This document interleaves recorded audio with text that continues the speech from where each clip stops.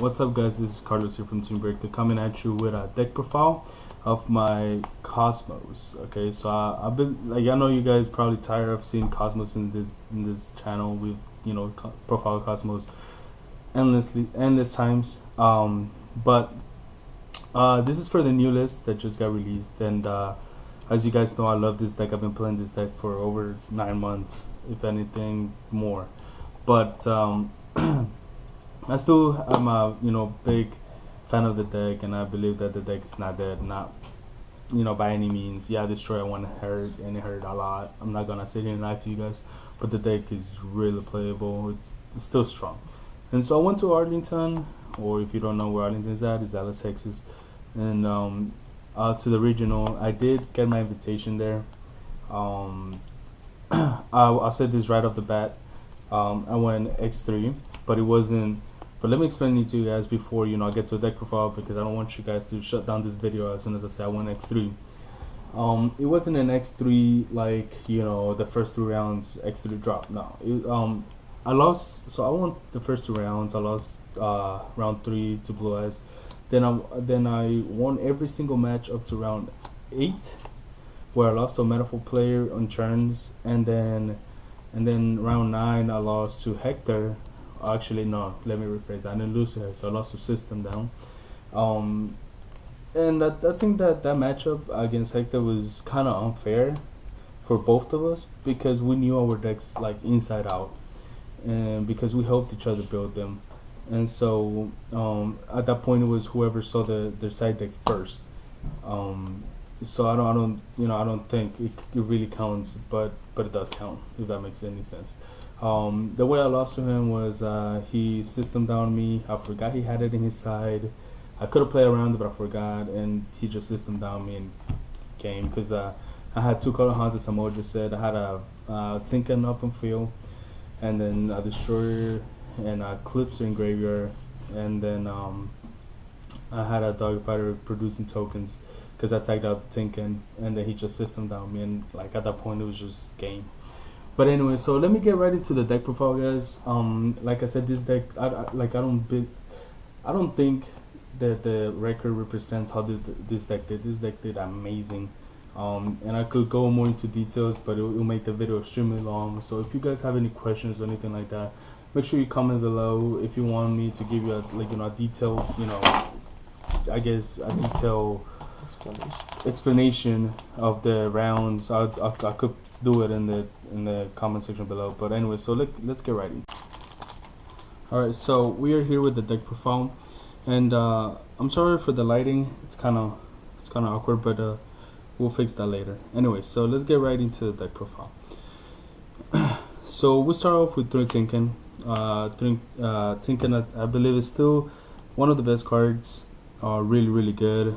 This is a pure build, to be exact, so don't expect any crazy like planet or anything like that. But yeah, through Tinken, pretty good card. Most of the times you want to see this like when you go in first, or in general. Self-explanatory. I'm not gonna sit here and explain everything. One Strawman, self-explanatory, really good. Yeah. 2 Sword Troopers. I chose Sword Trooper a 2 over Farm Girl a 2, because I feel like Farm Girl now is still a name, and it's still good and whatever, but Sword Trooper gives you more plays, especially when with Strawman. I mean, I was Strawman with Tinken, because you can send the pilots, and then if you have this in hand, summon it and get 1,000 special and go off and stuff like that. So pretty self-explanatory. So I chose to bump this up to 2 instead of the Farm Girl. I finally cut down the Farm Girl to 1. Usually, my builds I had Farm Girl 2, because I was a believer of the what's it called, Farm Girl, tag, Search Destroyer, the whole combo where you end up with Destroyer, Town, and Farm Girl and field. But now that Destroyers are 1, you don't really have that luxury. So cutting down Farm Girl was really good. I didn't miss it more, and then it was always there when I needed, like the 1. So really good. 1 Wicked. I still feel that Wicked is good. It's a name, and it like prevents you from getting OTK. So it's a really good card. A lot of people like start crashing your ships, and because they think that eventually you're gonna get to one of these pilots that you can't tag out or something like that. But then you just like summon this right off the bat and like pay 1,000 and like you're good to go. 180. I only play one, not two, because we do run strikes, and so I felt like it was too much life points paying. But one 180. 3 Slip Rider. I still play Slip Rider at 3. It's good when making rank 5s. It's the only way to making infinity in the deck. So you always want to keep it at 3, I believe. So and then like.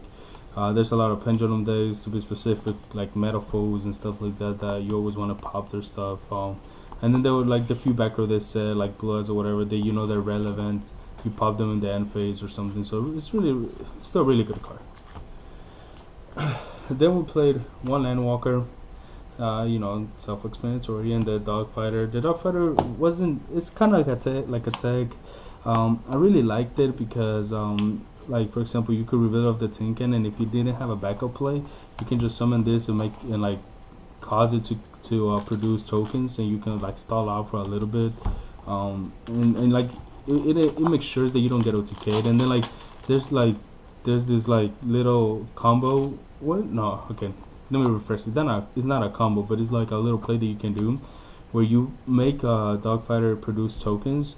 Preferably maybe 2, and then like you summon a Landwalker and then overlay into Utopia Beyond, and so Utopia Beyond makes everything 0, and then you put the tokens in attack, and like if everything connects, that's 7,000 damage just right there. And then like if you have done any previous damage or anything, that could potentially be game. So it's really good card to make Utopia Beyond. I played one Forerunner, didn't miss it at more or less. I thought it was a really good number, pretty good. The one destroyer because we can only play one. One Eclipser, really good. Many times I would summon this, like for example, and then like I would mojo it, and if I had another ship, another pilot, I would search out the destroyer. So like it's kind of, in a sense, it kind of works like a little tour guide. It just doesn't special summon the destroyer, but it's fine. Then that's it for the Kozmos, and then for the Henchops, just 2 Maxi. That's all we played. Open this card more times than you would think you would, because it's a 2. So running it at 2 or 3 made no difference because I opened it so many times and it got me so many games. For the spells, emergency teleport because we can only play one. 1 for 1. It was another little tech that I had. It worked amazing because sometimes I would open an awkward like Call of Hans as a ship, and then this, and then if this was like an Upstart for example, then like I would probably be screwed. But then this enables me to get a ship to the graveyard that I can bring back with Call of Hans and a Tinken to go like as a little follow play. 3 allures. These allures kind of make up for the destroyer kind of in a way, going to 1, but it splits up the deck so you don't break us often. Actually, I don't think I break. Like I think the only time I breaked was round 2, and I break game 1. I opened too many traps, but that was like the whole tournament. That was like the only time I breaked. And then like I had an allure and I blind allure, and then I had a town, and so like, but like I mean I don't recommend you doing that, right? But like I kind of had to because I didn't want to lose game 1. And then 3 town, self-explanatory.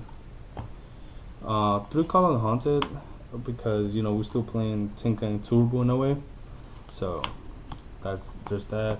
And then my little tech, Escape from the Dark Dimension. We've seen this card being played in Cosmos before. We saw it in that one guy that won that YCS. I can't remember his name. He played 3 of this. I played 2 because I don't know. I don't run Ghost Arc. I didn't really think Ghost Arc was necessary. And then but this makes you bring back like the stuff you banished with, like for example with a lure, or you can banish a pilot and then I bring it back and tag it out. So like for example, sometimes the one play I did a lot was I opened destroyer many times turn 1, and so like I would summon the pilot and do that pilot destroy. Summon destroyer, tag out, summon that's the straw man, bring the destroyer back, and get sink into the end phase, and I will set this, and the people will see the destroyer vanish, and they will think that I will have that didn't have access to it, and then like this would catch them by surprise. So like, and a lot of people like you don't know how many times people sat there and read this card, and like they were like, wow. 3 Kozmo, self-explanatory, one of the best cards. And then 3 strike. This is in the warning. This is the reason why we didn't run multiple ladies. It is a lot of life point like pain, but like the idea behind this is that you pay enough life points where your opponent has no plays, and then you just like make a board that they can't break or just win. And then the one emptiness. This emptiness, like I drew it, like I rarely drew it, but the one time I drew it, or I remember drawing it, like it got me the game against like a blue ass player. Alright, so now we go for the side deck. I'm only showing the side deck because this is the deck that I use for the regional, so you guys want to know the full list. I played 2 Sir, self-explanatory, along with the Cosmic Cyclone. The Cosmic Cyclone was more for the mirror match. I expected to be more Cosmo players that had the same idea as me, as like the deck is not there, but apparently not, because the whole tournament I was the only Cosmo player in the top tables. And so yeah, so this is mainly for like BA if you want to, like if you go on second first, like it really depends how you want to decide it, but this is how I decided it. And so yeah, so 2 of each, and I still play the 2 system downs. Like the only cards I regret not having was Master Move, like Dark Hole Raigeki. So like these cards probably would have like went out like for like Raigeki and Dark Holes, because like I said, I didn't see not one Cosmo player in the room, but apparently like my friends, they're like, yeah, there's some other Cosmo players, but like I was the only one in the top table. So yeah. And then 2 Flying Sea for BA, 3 Enta Spell, the best card like at the moment. You can set it in against so many like stuff, like it's really good, and it's always good to have cards in the side deck that have multiple purposes. Through 2 Chaos Drop Hole, it's a pretty good card. I rarely sided it in though. It was just, I don't know, it was love and hate like situation with this card. And then 2 Stygian Dirge. This card doesn't count. This was not on my side. I don't know why it was there. But anyways, 2 Stygian Dirge. The only reason why I run this is because I have a little curse with winter cherries, where like every time I cherry somebody, I lost. And so I decided to completely cut the cherry, not play it, because I cherry people. I think it happened to me like 3 times. I cherry somebody and I still managed to lose. I don't know how. So I decided to cut that and play the Stygian Dirge and the Flying Seas instead, and they have given me results. I gotta say, like people don't expect this and usually don't have an out for this. They struggle a lot with this, so there's that. That's it for my side deck. Now for my extra deck, it's pretty irrelevant, as we all know. But the guy didn't make it once. The Corvage didn't make it once. I made the Cyber Dragon one, actually 2 times, and it kind of won me the game. The Utopia Beyond, it didn't come up in the tournament, but it did come up the night before at I was playing at locals, and so like I did make that one play I told you guys about with the Dogfighter and the Landwalker, but in the actual regional it didn't come up. And then these cards are just to fill in the space, and like pretty self-explanatory. I didn't make any of this. I really didn't. I won most of the matches like that. So yeah, guys, thank you guys for watching. Hope you guys enjoyed the profile. Like I said, I don't think that my record like shows how good this deck did, because I was X1 up to round 8, and then like you just went down from there. But overall, the deck performed really good, and I feel like with a little tweaks here and there, like the deck can become, like this build in specific, like can become actually better than it already is. But yeah, I'm open to have any discussions in the comment section below. So thank you guys for watching. Like and subscribe, and see you guys later.